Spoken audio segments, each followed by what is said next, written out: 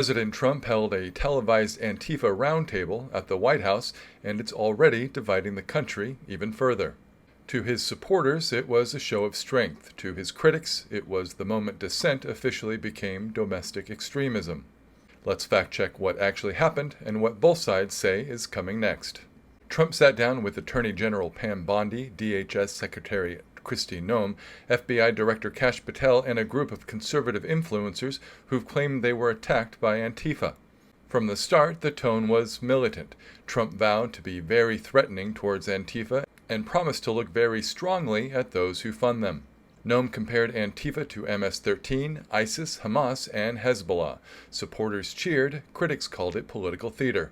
Here's the first problem. Antifa isn't a technical organization. It's an idea. There's no membership list, no leadership, no headquarters, so legally there's nothing to designate as a terrorist group. Expert outrouters and the ADL call Antifa a decentralized movement, not a structured organization with hierarchy or funding. So when the administration talks about prosecuting funders, critics say that's code for targeting activists, journalists, or anyone who disagrees. Supporters argue that this roundtable was long overdue, that the government has ignored far-left violence for too long. They want stronger laws, more surveillance, and less tolerance for chaos in city streets. But fact-checkers tell a different story. Trump described Portland as a war zone. Local media and the Associated Press say that's false. Yes, there's unrest, but the city isn't collapsing. Schools, shops, and services are open.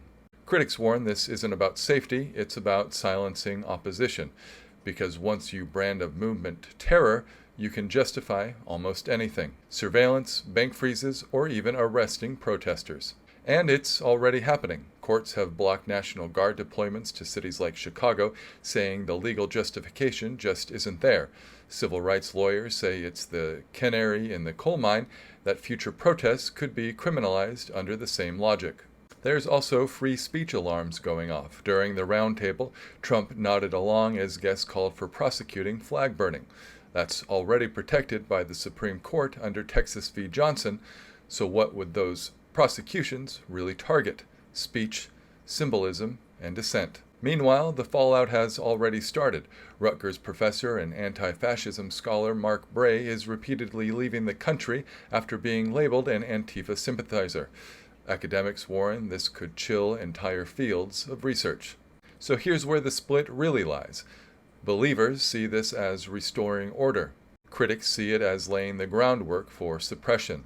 If this rhetoric turns into policy, expect new surveillance task forces, financial probes into protest groups, and possibly executive orders pushing the edge of constitutional law. Supporters call it justice, opponents call it authoritarian creep. Either way, the Antifa roundtable may be remembered not for what was said, but for what it set in motion. Because when the line between protest and terrorism blurs, democracy itself becomes negotiable.